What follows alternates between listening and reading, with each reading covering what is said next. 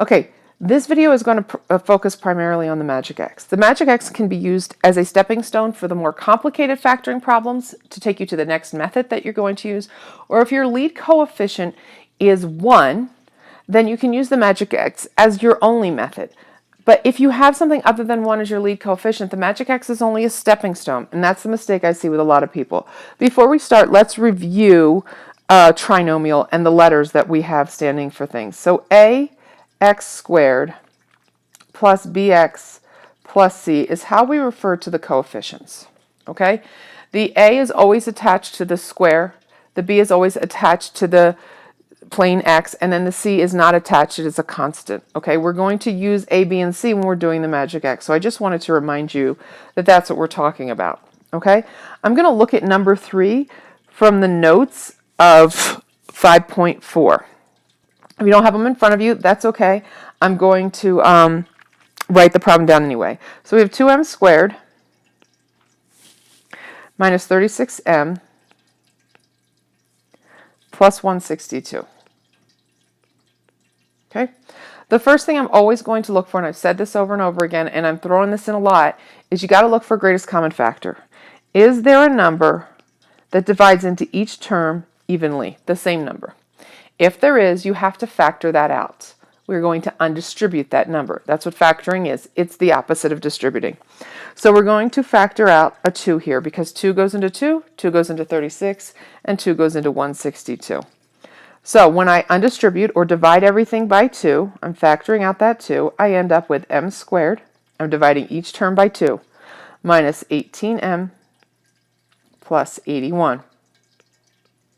Now that I've done that, I'm simply going to focus on this new trinomial in which I've factored out a 2, and I'm going to focus on the numbers in here. Okay, now let's remember that if there's nothing in front of a variable, there is a 1, we just don't write it, and I like to call those my invisible ones. So if I had to label here, I would say a equals 1, b equals negative 18, always look to the left of the number, and c equals 81. So they're going to be the numbers we're going to focus on when we do our magic X. Now the magic X there's nothing magic about it. It's just a way to organize your thinking, okay? It's a graphic organizer. In the top of my magic X, I do a times c, and I write that down. And this is my multiplication area. That's why we're doing timesing. 1 multiply 1 times 81 is 81 goes up here. And in our bottom of our X, we're going to put a b. Okay? The b in this case, let's use capital letters since I used capital letters through the whole thing. Let's try that again. A times c. So that's what we're doing. So we times a times c, 1 times 81 is 81, and our b in this case is negative 18. Now this is where it comes in. It's very obvious if you know your times tables and you know your facts very quickly, you're going to be able to get this quicker. If you don't, I'm going to give you a couple hints as we go through this. You can still do this. It just may take you a little bit of time and perseverance. But the more you do this, you're going to see there's some patterns. You're going to see that 81 and negative 18 come up often, and hopefully you're going to start remembering them. If not, here's what I do. I take that 81 and I start writing down my facts. I start with 1. If I know my facts, this is easy. If I don't, I just use my calculator. I know 1 times 81 equals 81. Okay, that works. I don't think 2 goes in there. Nope, 81 divided by 2 doesn't work. So I write my 2 down and I cross that out. Now this is only if you can't figure this out and you don't know how to do this. I think that 3 goes into 81. It goes into it 27 times. So I'm going to stop there for a minute and I'm going to think, is there any way to add or subtract 3 and 27 to get to 81? Well, if I add 3 to 27, that's 30. If I subtract 3 from 27, that's 24. So that's not going to work either. Okay, so those two don't work. What about 4? Well, 4 doesn't go into 81. 5 doesn't go into 81. 6 doesn't go into 81. 7 doesn't go into 81. So we're going to get all the way down to 9.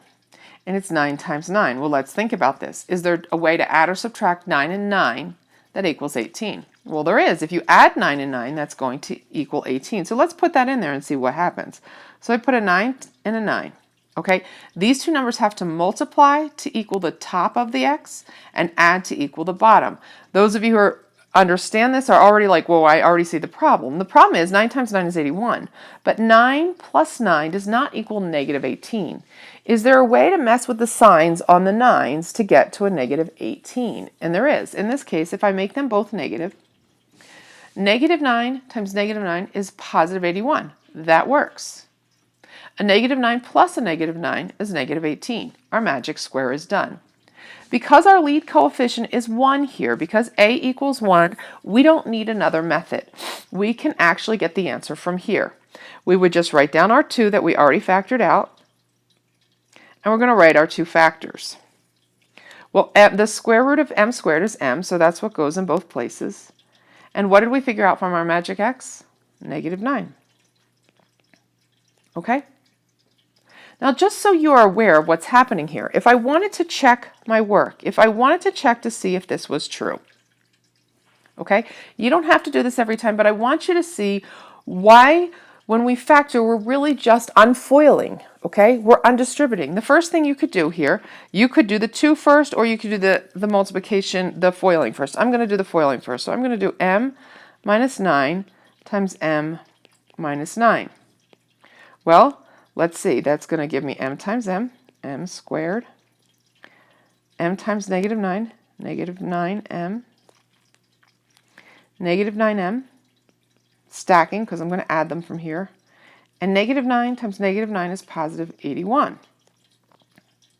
I add them all together, and I got what was in my parentheses. I'm not back to my original yet because I didn't finish with the 2. Once I distribute through with that 2, I'm back to my original problem. And that's what we're doing here. We are just undoing. We are figuring out what was foiled, what was distributed, what was put together to make 2m squared minus 36m plus 162. Now, all this over here is a lot of work, and some of you are like, I don't want to do all that. Well, sometimes you're going to have to. If you don't know your times tables very well, this is what you're going to need to do. I'm going to give you another shortcut with the TI-83. So let's move on.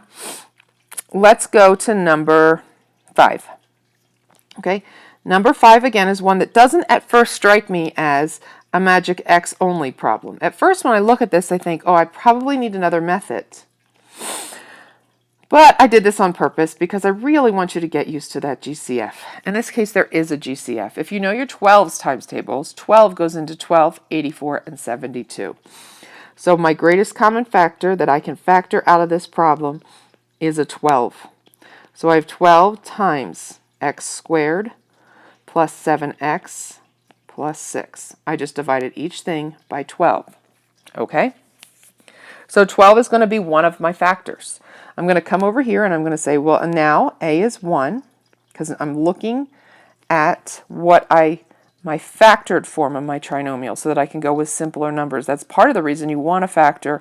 It's going to make your magic X easier, and you're going to be more likely to get the right answer because in the end, sometimes we forget if there's a common factor to factor it out. So if you take care of it in the beginning, it makes your problem much easier. So A is 1, B is 7, and C is 6. Magic X time. So A times C goes in the top.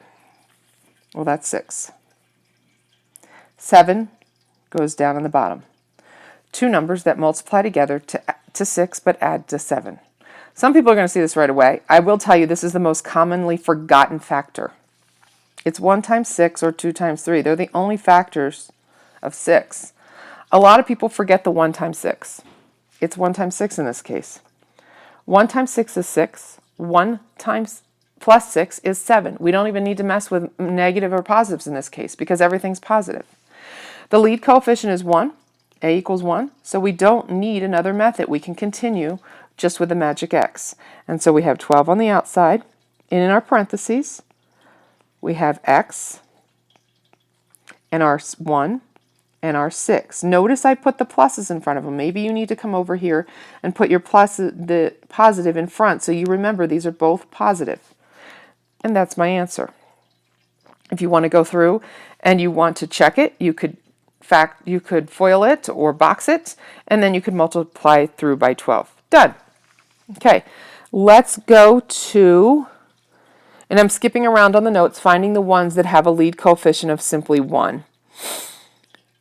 let's see.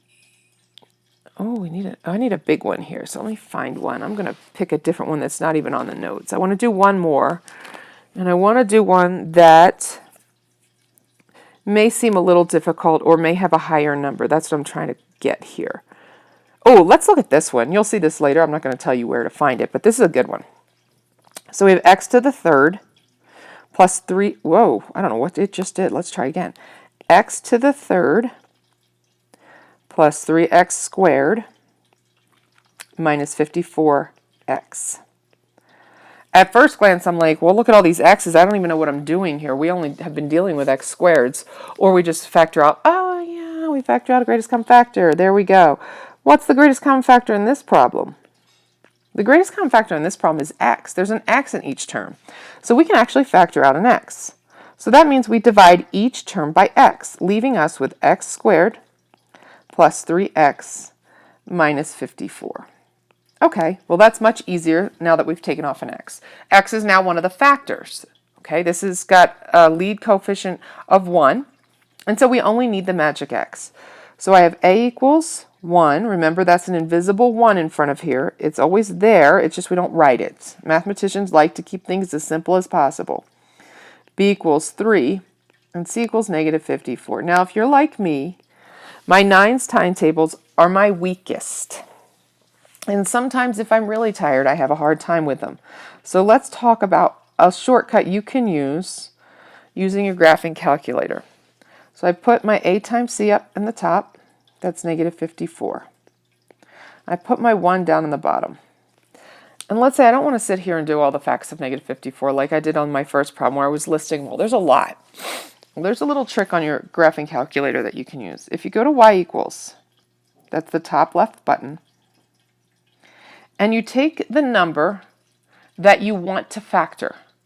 Okay, in this case it's negative 54. Remember, your negative on the graphing calculator is in parentheses down by the decimal. It is not the subtraction key. Negative 54. Divide by x. We want to know what numbers we can divide, what numbers go into 54. Well, they all can, and you'll see what I'm talking about in just a minute. And to find the x, in case you've forgotten over the years, it's x, t, theta, n. Or you can use your alpha button and find the x. It's either, it doesn't matter. Now what this is going to do is going to give you a weird graph, but we're not going to look at the graph. We're going to look at the table. If you can't remember where to find the table, you go to second, graph. Graph is in the top right-hand corner. And this is going to give you a table of values. In that table of values, you're going to find what the table of values did. It took every single number and divided it into negative 54. So you're going to get some decimal answers. We don't want decimals here. So I look through that list on my graphing calculator, and it's the same type of list I would write down, except the graphing calculator did it for me. And I'm looking for two whole numbers that add together to 1, but multiply to negative 54. Whoops, not to 1. Why didn't somebody tell me I made a mistake? It's because I'm sitting here with my cat, and my cat can't tell me. This should be a 3. So we need to add together to get to 3, multiply together to get to negative 54. And in this case, if you start looking down the list, and I don't like to go up to the really high numbers, I usually try to keep it within the tens and look at my negative tens and my positive tens and see what I can find. In this case, 6 times 9 is 54. And if you subtract them, you get 3. Now this is where you have to be careful and you have to remember, we want a positive 3. If I want a positive 3, I have to be careful to decide which of these numbers has to be negative. One of them has to be negative if we're going to do some subtraction here. And 9 plus 6 is 15, so that doesn't work. Well, if I make the 9 negative, negative 9 plus 6 is negative 3, so that's not going to work. So it's got to be the 6. So let's check and make sure we're right. Negative 6 times 9 is negative 54. That works. Does negative 6 plus 9 equal 3? It does. It equals positive 3. We've now found our two numbers that we need. We need the negative 6, and we need a positive 9. And because the lead coefficient is 1, because we factored out that x, that's all we're going to need. So x minus 6, x plus 9, and don't forget the x out front. Okay? So that's my little speech on the magic x. If you need some practice with magic x's, I do have just plain old X's that you can just practice doing this. This down here, what I told you to do on your graphing calculator, is going to be very valuable if you come up to some really large numbers. I use this all the time when I'm doing really large numbers, or if we're coming across a number like on one of the homework, it's negative 96. Well, negative 96 has a ton of factors, and writing them all down is going to take me a long time. But if I use this graphing calculator, the tool that I have, I can do that much quicker. So I'm going to stop with that. The next 3 videos I'm going to split. I'm going to make one about the trash method. I'm going to make one about the box method and one about the grouping method. And I'm going to do a couple problems in each. I'm going to do the same 3 problems in each video. So if you have never picked a method in Algebra 1 and Geometry, somehow you got through and you never really figured out factoring, you may want to watch the first problem in each video and decide which makes the most sense for the way you think and the way you learn. Okay, so that's it for Magic X for now. If you need some more practice, let me know. And as always, if you have any questions, email me or talk to me.